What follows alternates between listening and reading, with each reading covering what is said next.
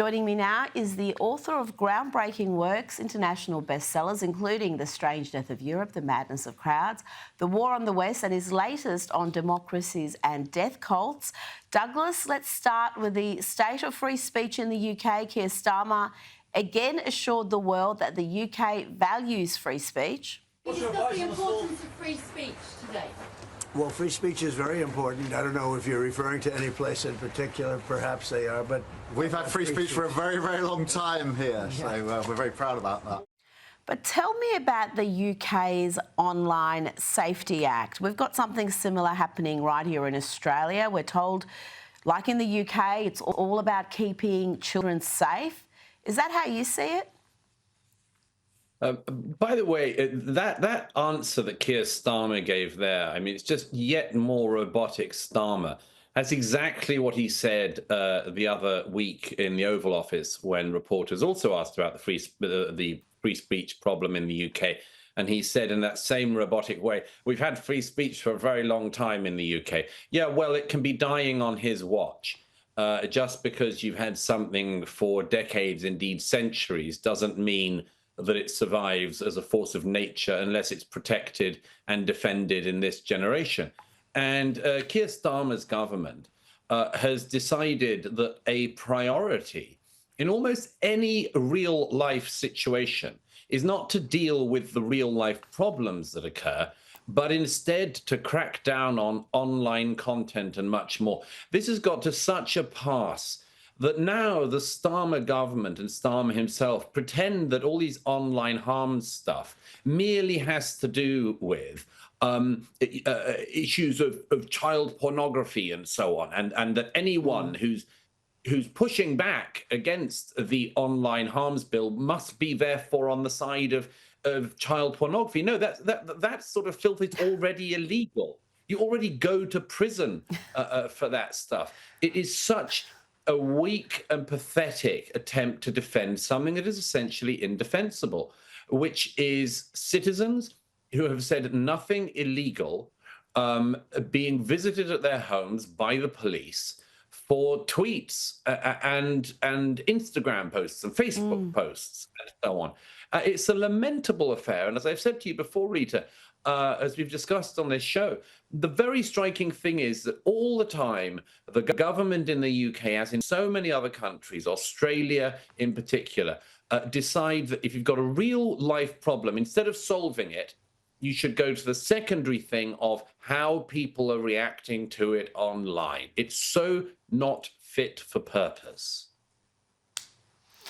Yep, we've seen it over and over again. And the UK, again, taking a similar approach to what we're going to be doing here in Australia, which is to target platforms like X, formerly Twitter, with massive fines if they don't censor users. So these platforms are either going to face financial ruin or they're going to have to censor people who are supposed to be living in a free country.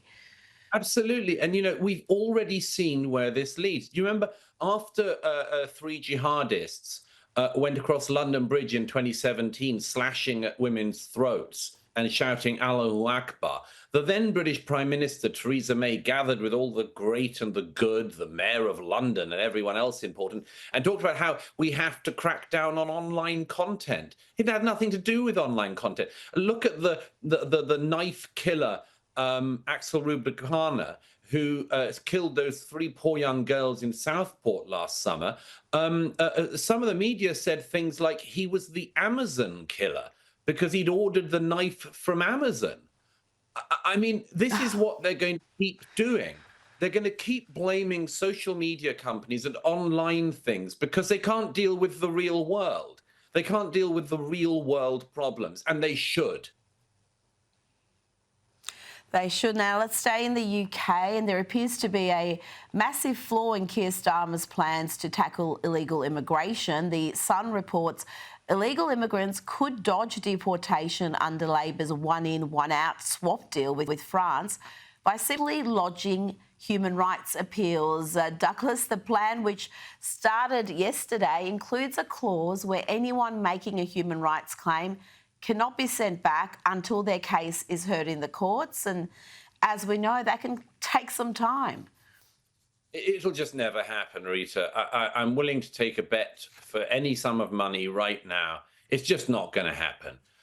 Keir Starmer, his Attorney General, Lord Hermer, all these people are baked in this industry, this heavily taxpayer-supported industry, whereby somebody breaks into the country illegally and then gets all the legal representation they need to cook up some bogus reason for why they're in the UK and why they've broken in.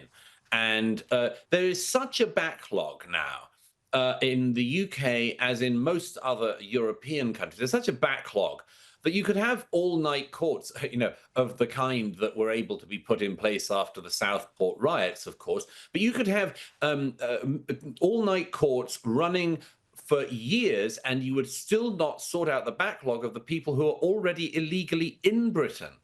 So the idea they're ever going to address with this scheme and this one-in, one-out fatuousness, the idea they're ever going to address this is for the birds. They are simply trying to placate the very significant and growing public concern about this. Because at some point you've got to ask, most British taxpayers couldn't afford to live in a hotel at their own expense night after night.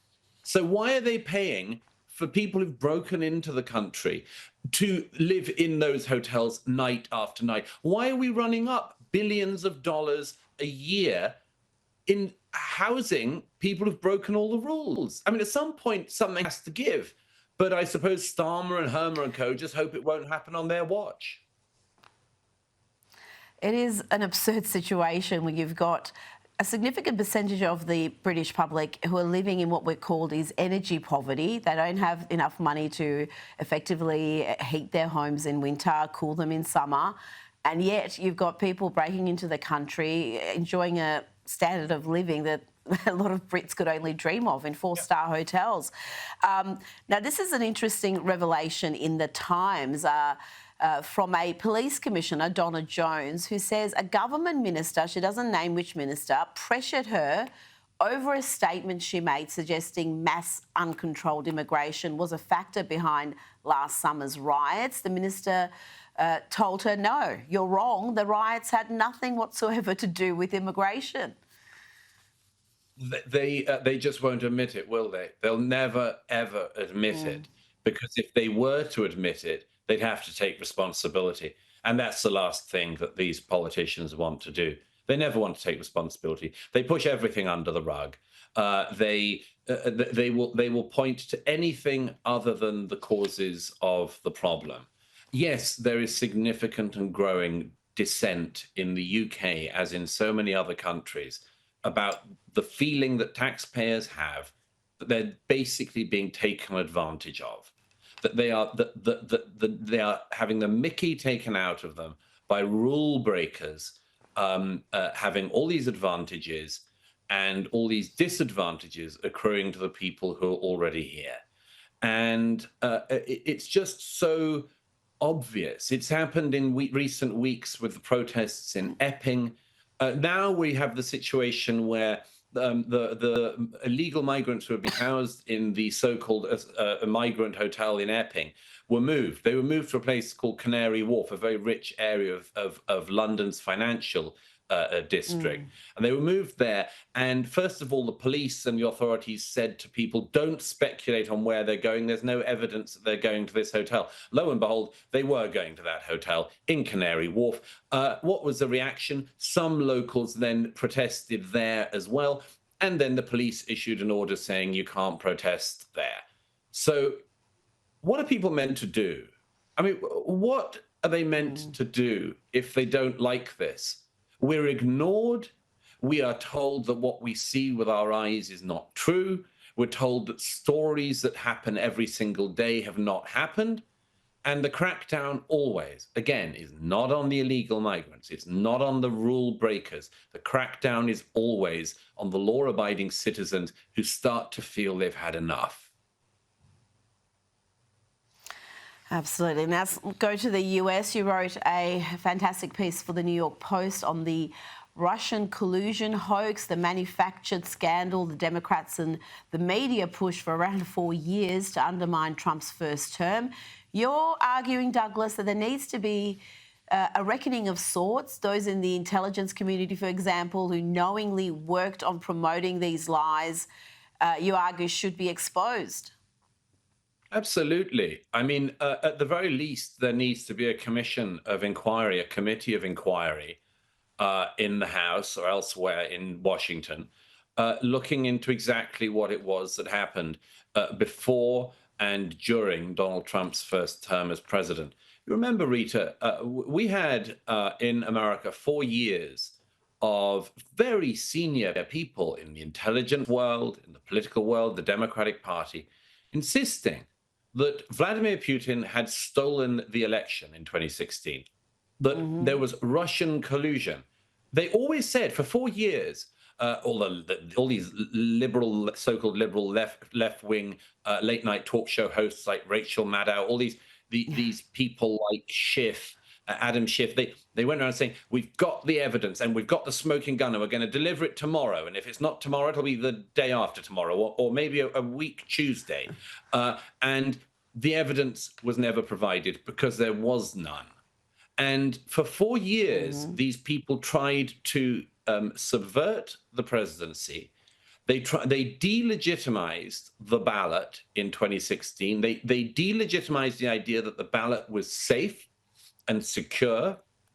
Now, in 2020, when Donald Trump was accused of saying that the ballot was not secure and so on and much more, and then we had January the 6th, there was a committee of inquiry. It went on for months. Why is there no such committee like the January 6th committee about the 2016 to 2020 Russia hoax?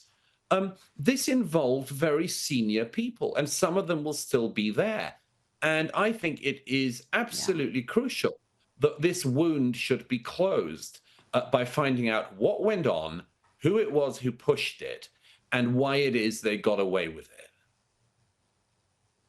I think there has to be not just complete transparency now, but some consequences just to restore trust in the whole process, and also to prevent this from happening again. There's got to be some disincentive other than being named and shamed, because this was such a shameful period, and the media's complicity in it, as you explained, was notable.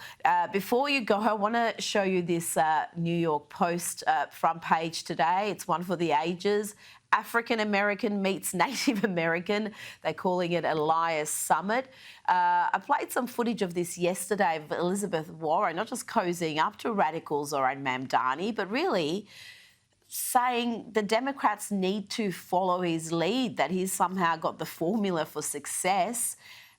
And Douglas, it's hard to deny his brand of politics is becoming very much normalised in the Democrats, and they may look at what's happening in New York and think they can replicate that elsewhere. Oh, absolutely. This is a huge test for the Democratic Party, the Mamdani issue.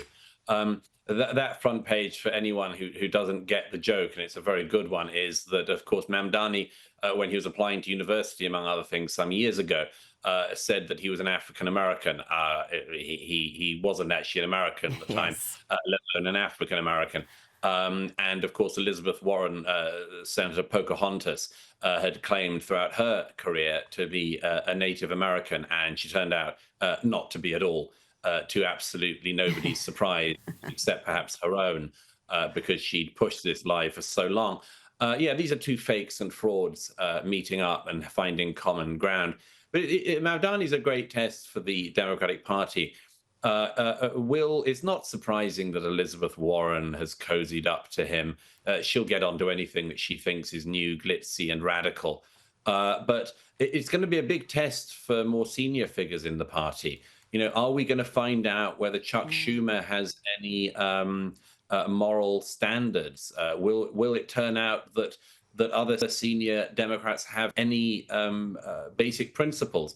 Or will they just run along with this radical left socialist and all of the toxic politics that he brings with him? Will they think that that's the future? If they do, I have to say it's rather hard to see how there's any very good future for the Democratic Party when they next go to the national polls. Douglas Murray, thank you so much for your time tonight. Great pleasure as always.